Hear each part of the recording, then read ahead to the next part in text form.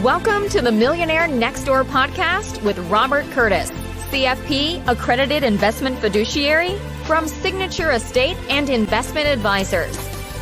In this podcast, we help successful wealth accumulators like you looking to transition to a work-optional lifestyle by helping you build strategies for growing and maintaining your wealth.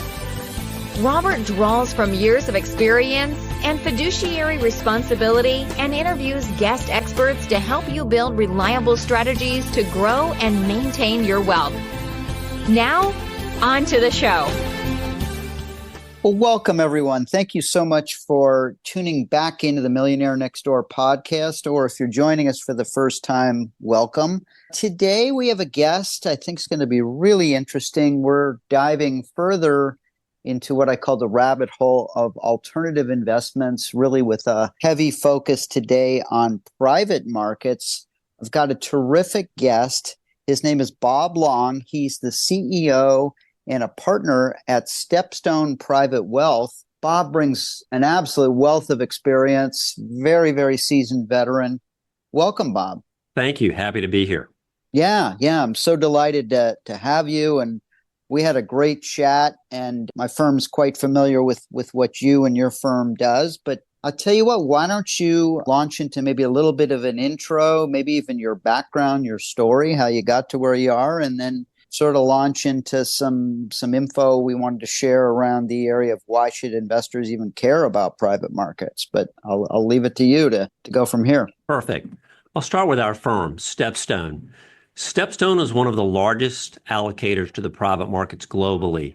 We commit about $70 billion a year and over 500 separate transactions that actually close. And we invest only in the private markets and in all the private markets. So we invest in private equity, private credit, private real estate, and private infrastructure. At StepStone Private Wealth, we deliver those institutional capabilities of StepStone for the benefit of individual investors and smaller institutions. And we do that typically in the form of evergreen funds that walk and talk like mutual funds that make it more efficient and convenient for individual investors to access institutional caliber private assets. We launched our business about 5 years ago and our first fund 4 years ago. I'm pleased to share that we now have 4 strategies: private equity, venture capital, private infrastructure, and private credit, and about $5 billion of assets. So that's our firm in a nutshell. That's great. And yeah, just diving down, this has become much more democratized and available for, prior it was just large institutions with very, very large minimums. So people still need some qualifications and the guidance of a financial advisor, but they're much more accessible. So that leads me into private markets. People are probably dramatically underweight in general, individual investors, even high net worth. But talk about that, and then why investors should even care about private markets. Yes, most of all the studies I've read show that in comparison to ultra high net worth investors, family offices, in comparison to foundations and endowments that have a very long-term investment horizon, and even pension plans who do have obligations on an annual basis to pay out a meaningful sum, high net worth individuals are very, very underallocated to the private markets in comparison to those. Now let's stop and define some terms. So when we talk about private markets, that's a subset of alternatives. Alternatives or alternative assets are really anything that aren't stocks and bonds.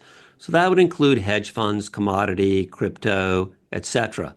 Private markets is these 4 food groups I mentioned earlier: private equity, credit, real estate, and infrastructure. And so why are the world's most sophisticated investors highly allocated to these asset classes while regular high net worth and mass affluent investors are not? Well, there's several reasons, really. First of all, these have historically had very high minimums that you mentioned. Minimum of $250,000 if you are accessing a feeder fund through a private bank. And if you were going directly into one of these funds, perhaps because you had a personal relationship, those minimums were $5 million or more.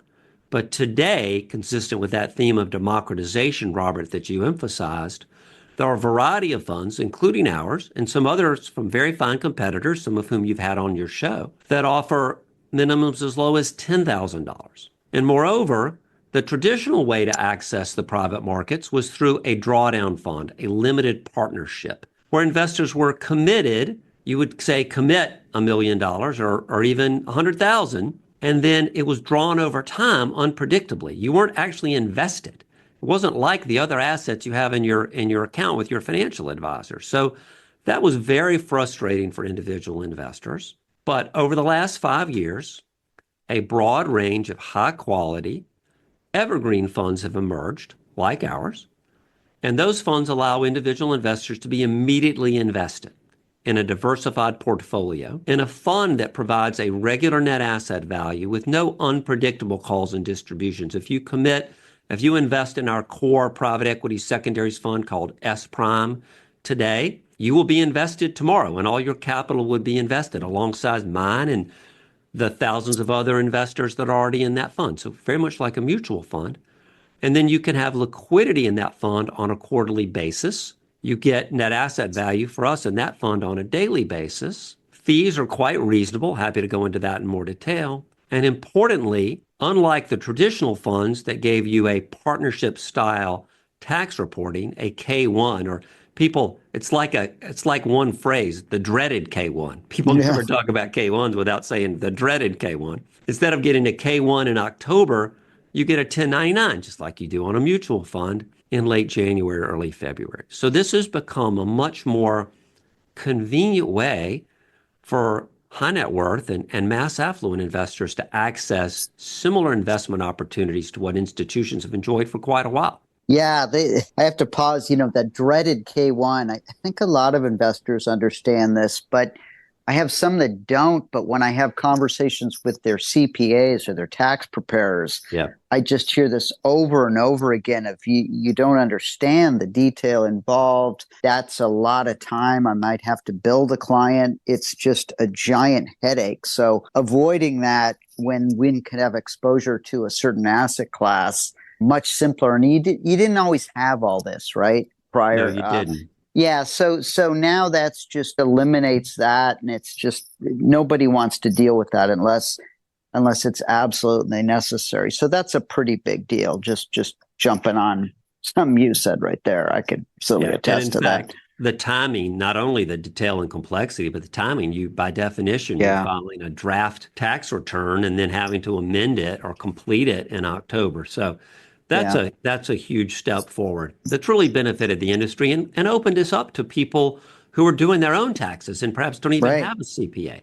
Right. And that just wasn't the case 5 years ago. That's great. And let me ask you a little, you mentioned these sort of food groups, private equity, private credit, infrastructure. Wondering if you might want to spend a little time on each of those. And then I am curious, do you have favorites at this time, or overweights, or maybe underweights, or things you think are for whatever foreseeable future we have in a period with a lot of changing dynamics, obviously? I'm just curious, but you could maybe cover it broadly, but if there's areas of emphasis that you find more or less attractive, love to hear about that. Well, Robert, I think you're asking me which of my children I love more. Well, that's okay. Believe me, my daughter knows that I love her more than my son. There's no confusion around that. You could ask either of them. I'm 50-50 down the middle, no matter how highly you threaten me. I'll never claim that You'll never one claim more than the other. No, I'll never. Yeah, I never want to be that guy. But go ahead. So each of these asset classes, private equity, private credit, private infrastructure, private real estate, and then private equity can be divided into both venture capital and traditional private equity. Each has a place in an investor's portfolio. But let me go through them, and then we'll expand from there. So I think in general, investors are most familiar with private real estate. That is the area that is typically the first step for individual investors. They understand the idea of buildings and tenants and leases. And so private real estate, typically accessed through a non-traded real estate investment trust, is very, very popular. And you see that offered through financial advisory firms like yours and most other high-quality platforms. Adjacent to that is private infrastructure. And if we were in Australia, this would be well known to the individual investor market, but it's simply not in the United States. In fact, if we were in Canada, it probably would be too, and many other developed economies. But it's a newer concept in the United States. We think it's very interesting. Infrastructure, and I should define that. Infrastructure are essential services that are resilient to the vagaries of economic cycles. They typically produce predictable cash flows from contracted revenue streams. They're often regulated, like an airport. And that revenue stream typically has a built-in inflation protection, like a consumer price index escalator that protects the revenues and therefore the investment from inflation. And from a practical perspective, these are generally situations with limited competition or very high barriers to entry. So again, think a toll road or a fiber optic cable, top areas like that. So private infrastructure is very interesting. We recently launched Structure, our private infrastructure fund here in the United States, and it's focused on three themes: power, data, and transportation. And we're excited about where that's going. So that's infrastructure. Then private credit is also an area that's gained a lot of attention. If you read the Wall Street Journal or the financial press, you've read a lot about private credit. And what's happened here is, particularly post the financial crisis, the banks who traditionally loaned for acquisitions, for mergers and acquisitions, have pulled back from that to some extent because of regulation and to some extent because they are not as comfortable with the business model. And private funds funded by individual investors and all the way up to the most sophisticated institutions have filled that gap by organizing pools of capital to loan to typically private companies and typically in a transactional setting. So private credit has grown very quickly because investors and individual investors in particular are interested in predictable income streams. And most of that private credit is made up of direct lending directly to companies. Majority of those loans are floating rate, so they have a built-in inflation hedge to them. So that's been very popular. We launched our open architecture fund called CredX several months ago, and it's off to a strong start. Now, moving further up the risk-reward continuum toward more risk and more reward is private equity. So private equity is simply buying private companies. I think this is probably well known to your audience. For a variety of reasons we already covered, that was historically hard to access. So we do that on a global level. And one of the hallmarks of the way we invest in private equity is by buying existing assets on the secondary market, typically at discounts to net asset value, to fair value, and providing that benefit to our investors. So our core fund there is called S Prime. It's been around about 4 years because we brilliantly launched it right before COVID because we thought COVID was going to be no big deal. But that's a subject for a whole nother show about how you want to go against Bob Long's timing. In any event, we launched S Prime about 4 years ago, and it now has $3 billion of net asset value.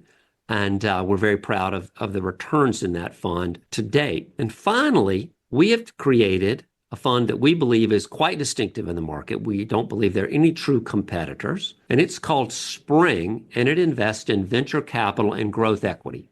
So these are earlier stage companies, but they're not really early stage. These are companies that have proven technology, proven market acceptance.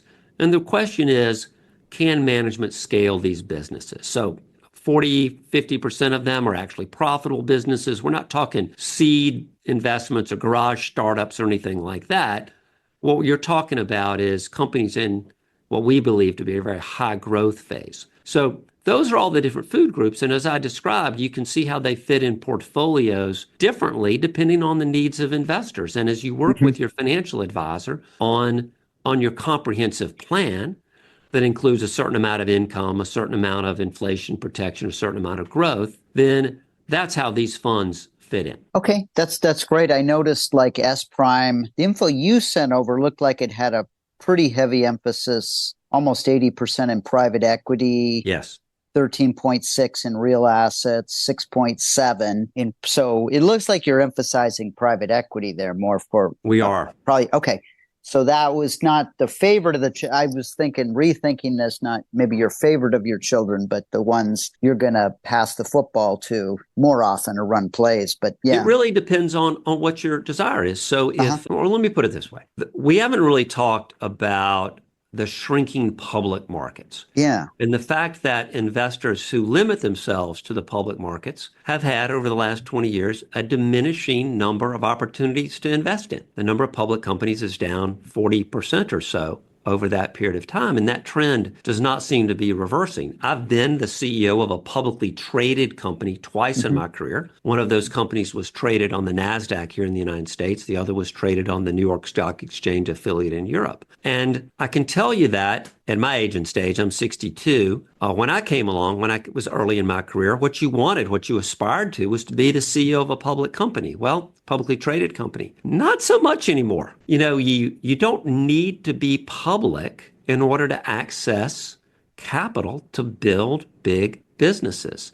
And so the combination of regulatory changes making it harder and more expensive to be public, along with growing private markets that provide capital so you don't have to go public, that's really allowed high growth companies to exist in the private market without going public, in some cases indefinitely, and in some cases just much, much longer than they did 20 or 30 years ago. So I'll give you an example. What could be more capital intensive than building rocket ships? I can't think of much. But yet the leading rocket ship company has chosen not to go public and in fact has raised, according to sources I've read, more than $10 billion in a series of more than a dozen rounds of venture capital without having to access the public market. So that's an extreme example, but it shows you how the private markets can now supply the capital. Entrepreneurial management teams don't need to be public. And if your financial advisor is not showing you private market opportunities, well, you're really missing out on a big part of the investment set. And further, back to components of a portfolio, and I'm avoiding your favorite children because I really don't think of it that way. But when I think about young person, very successful, comes to you and they're living on their salary and their bonus is extra every year, and they want to invest for growth because their career prospects are very good. Where are you going to get growth in the public markets? Well, there are 5 or 6, 7 magnificent 7 stocks that jerk the public markets around readily as they move. But the private markets, that's where a lot of the growth is. And so back to your children analogy, if you're looking for growth, then private equity and venture capital are really an interesting place you should consider for that opportunity. Yeah, absolutely. I was thinking that as well. Markets have broadened out more, which has been really healthy. I'm speaking to the public markets. Right. But yes, it was 5 or 7 stocks, that were, and they're so dominant in terms of market cap and allocation to funds and ETFs, and they're everywhere. So it's really not, there's really very few of the S&P 500 in there. So, and then you look at the private, your reference to, a space company, it is absolutely amazing how something like SpaceX, right? Or yes, whatever these others, Blue Origin, they are out. Even the government and NASA is outsourcing so much of that. What they do, I'm in the town where we've got the California Institute of Technology and the Jet Propulsion Lab. So no offense to anyone, but it is unbelievable what these folks are accomplishing and how much has just been outsourced. Or a company like OpenAI, what's going on there, and to have exposure to that with all that's going on. It sounds like that's what you're describing. Well, in your backyard also, you have the whole aerospace defense industry. Yeah. And you have companies like Anduril, which is an insurgent, a rapidly growing company that's set out to disrupt the large prime contractors with a better procurement, shorter procurement cycle to modernize our military and secure our national security. It's grown very, very quickly. And that could be, in general, aerospace defense is capital intensive, but those companies, Anduril in particular, has been able to stay private. So there are many, many more examples of this. I don't think this is necessarily the greatest thing for our country that these companies aren't public, because there are some limitations on who can invest, and in private companies, we should talk about that. But it is what it is. And if you have the ability to invest in the private markets, in our opinion, you should certainly be considering it. And we haven't even gotten to topics like the meme stock phenomenon. I mean, Robert, when you and I were in school, I think we're about the same age, when you and I were in school, would your finance professors have told you, if you said, well, there's going to be a publicly traded company, several of them actually, that are worth billions of dollars.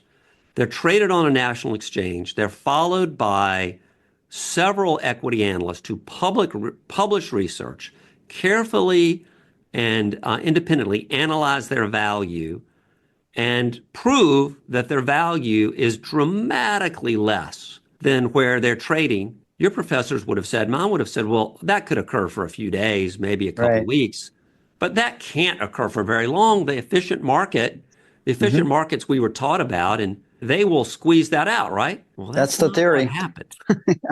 Yeah. It's not what happened. And so, I mean, really, who wants to limit themselves to investing in a market that can be jerked around by some guy who calls himself Roaring Kitty? I mean, really? Yeah, no, I understand completely.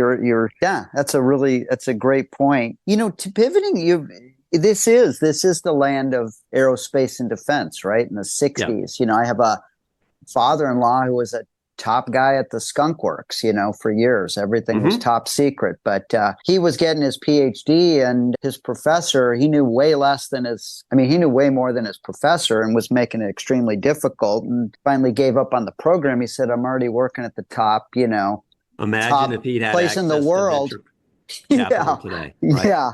Yeah. So not to pivot out of this, but there's so many interesting areas, this private infrastructure, where it's such an interesting time today where this infrastructure is being built out. And so we hear things, the data centers. I just saw some projection in a few years out, the use of the data center is going to equal the energy of India. Their whole energy of the country. You have, crypto mining centers are using the equivalent of 80,000 homes worth of energy. You have deals between, I don't know if it's Constellation Energy, but Microsoft are reopening 3 Mile Island. So a lot of stuff is really changing. And we have sort of a very outdated infrastructure, right, of 100 years old. And all this electrification, I assume that's a big part of what you guys are trying to have folks participate in, that opportunity. But didn't know if you wanted to share some thoughts or comment on that space. Yeah. We see 3 macro secular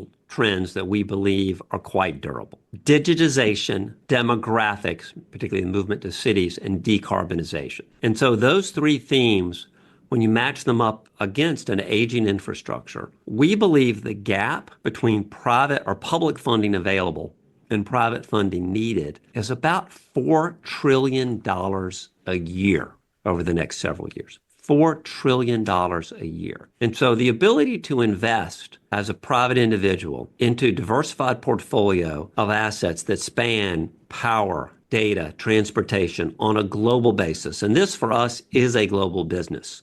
In our current fund, we have long-term, we're currently almost 50% investments outside the U.S., and this will always be a fund that has meaningful exposure outside the U.S. To get exposure to assets like that have, in most cases, revenue streams that are protected against inflation. Look, this is not the bulk of someone's portfolio for most people, but it's a really interesting volatility dampener. It's not going to excite you. It's not going to keep up when the public markets, when they're going up 20% per year. It's simply not. But we believe the risk profile is dramatically different, and therefore we think it's very, very interesting. So you asked me to pick a child. I will tell you that structure, our private infrastructure fund, is certainly getting a lot of attention right now as investors are starting to understand the need for private infrastructure investment. And of course, here in the Southeast, we were impacted by the most recent storm, Helene, and then Milton is bearing down on us, frankly, bearing down on my colleagues in our Winter Park, Florida office outside of Orlando. So, these needs just aren't going away. And to the extent you believe climate change is driving more severe weather, I'm no expert on that, but there's certainly many people, smart people, who believe that. We're just going to need more and more capital to line up against these opportunities. So we think that fund's very interesting. I'm going to use that as an opportunity to circle back to something I feel like we skipped over. Who can invest, right? So unfortunately, under U.S. laws, these assets are not available to all investors. Our credit fund is available to all investors. It does not have any limitation. Our infrastructure fund and our private equity fund are available to accredited investors. Those are investors with $1 million of investable assets, or if they meet certain income requirements for an individual, it's about $200,000 a year. So those are accredited investors. And then our venture fund, Spring, that is limited to qualified clients, those with 2.2 million of investable assets. But all of these are dramatically less than the qualified purchaser level of $5 million of investable assets, which is where the traditional private equity and private markets investment funds, what they've been limited to. So at the worst case, we're talking qualified client, 2.2 million for venture capital. And look, that's appropriate. That is a asset class with higher risk, and we believe an appropriately commensurate higher return potential. Private equity, private infrastructure accredited, and then no limitation on the credit fund. Okay. You said something back a while back that was really interesting. You were talking about one of the funds with, I think, 50% international exposure. And so maybe it was the infrastructure, and that's a big deal. And you also referenced, maybe you can guide me back on this, Australia and Canada, that you thought either had more opportunity or maybe further along than us because of some different structures. It just got me thinking at a time when, we're going to hit an election in November, about the time this releases. Where do you see the U.S. in terms of our development relative? You must have quite a global perspective of what's going on. I was just curious if you had any thoughts around that, just comparatively, or just jumped into my head as you were citing all these facts. You touched on the crumbling infrastructure in the United States, and the demand here is extraordinary for private capital to come in and fill the gap. Other jurisdictions, in developed countries, are further along in terms of public-private partnerships. So that's really the reference I was making. In terms of the election, gosh, who knows how that comes out and who knows how it affects the economy. But there is a long-term secular trend around the movement away from the public markets toward the private markets. And that's been the consistent theme of this conversation. Yeah. And really why we at StepStone Private Wealth started our business 5 years ago. We believe that's a long-term durable trend that investors have demand and will be well served by increasing their exposure to institutional caliber private assets, particularly if we can meet our goal of providing those in a convenient, efficient, and transparent format. So those are the big themes long term, and the election may accelerate or be a short-term blip. Gotcha. That's great. As we kind of start to round third base here on the podcast, just to respect your time and whatnot, I wanted to see if there's any other thoughts you kind of wanted to share. You've covered some biggies, and then also just launching is there any other books, any other reading that's really captivating you now that you thought listeners might like to hear about? So, but double question there. Sure. I'll let I'll take those in pieces. First of all, I want to leave the investors with this thought. As you read about evergreen funds, first and foremost, you need to understand the investment strategy, make sure it matches what you're seeking to do, and that it matches the structure. Next, that the fees are reasonable. Third, that you're getting access to the same deals at the same price as the fund sponsors institutional clients, if they even have institutional clients. And if they don't, you should ask yourself about that.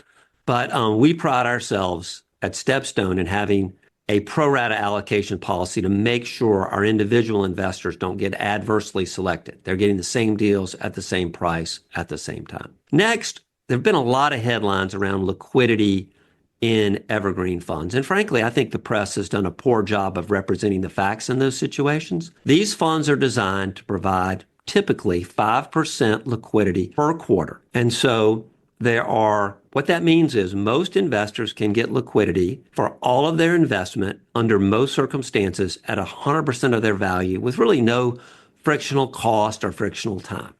But you do need to understand that from time to time, if all the investors want out, or a better example would be if 10% of investors want out, then you're going to get 50% of your capital back promptly with no transaction cost, and you're going to come back the next quarter and get more capital out. Now, in the case of our funds, we've never had any of these tenders, these redemption facilities, even close to fully subscribed. But nonetheless, you do need to understand that liquidity is not full and it's not immediate. So I encourage you to spend time with your financial advisor and understand these, and don't rely on the headlines in the Wall Street Journal or elsewhere to understand how these funds really work. Yeah, we cover that. I cover that a lot with clients. Sure. I mean, everybody's meeting everything when they come up other than the private real estate space. And we're having to, if people want out there, sometimes it's taken a few trips to the plate. But even anyway, those few trips to the plate have been what, less than a yeah, year?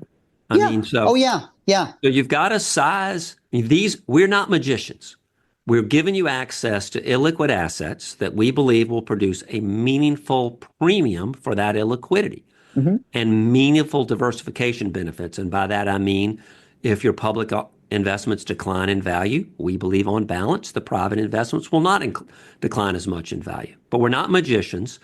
We have to manage the liquidity. So you need to understand what you're getting into. And a thoughtful financial advisor is going to make sure that the client understands these investments. And look, what clients typically need access to all of their money on 3 to 6 months notice? I mean, very, very few. By the way, if you do, you shouldn't put any money in Yeah. evergreen funds. You shouldn't.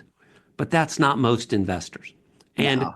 I failed to mention, if you have an IRA, these are very interesting investments for IRAs. Speaking for myself, Mm-hmm. I've had several different jobs, so I roll my 401k into an IRA as I've gone from job to job. And so it's very meaningful for me as a source of retirement. I don't intend to spend that money anytime soon.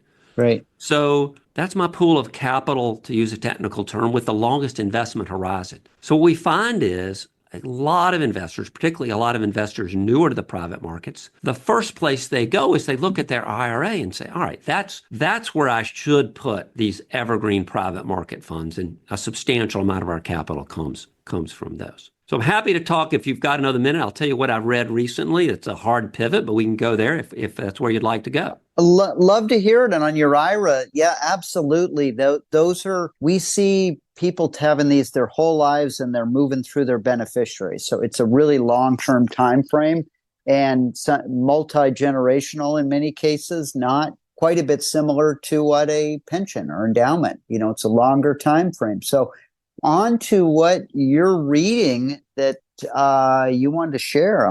I'd be excited to hear that. Yeah. A couple of things I've read recently. The first is The Wisdom of the Bullfrog, Leadership Made Simple by Admiral McRaven.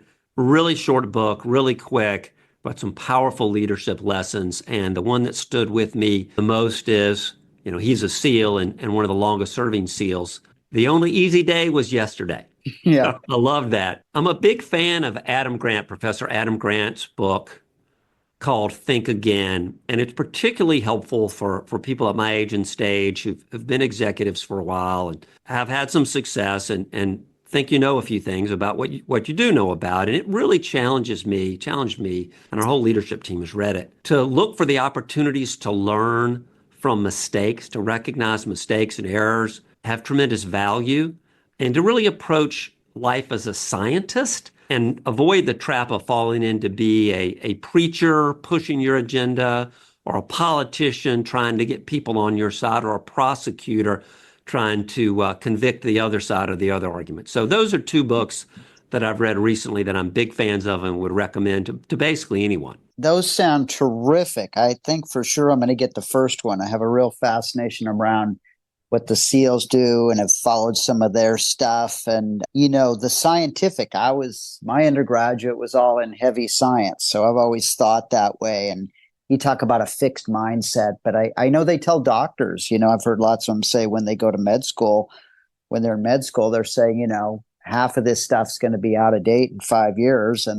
And a very bunch of it's going to be out of date, really. So you got to be these continual learners asking questions and not lock into anything that could change. And that's great to hear you have that approach. But those are so dynamic. This has been really terrific to get more depth and context around these private markets. I think it's going to be really valuable to clients. And we really appreciate this conversation and your time. It's just been an absolute delight. And maybe sometime out in 2025, we'll revisit it if you'd be kind enough to share some time with us. So thank you so much, Bob. This has been great. My pleasure. Happy to do it. And if you're interested in more information about our funds, you can go to StepStonePW.com, StepStonePW.com. Our funds are public in that sense, and so all the information is there.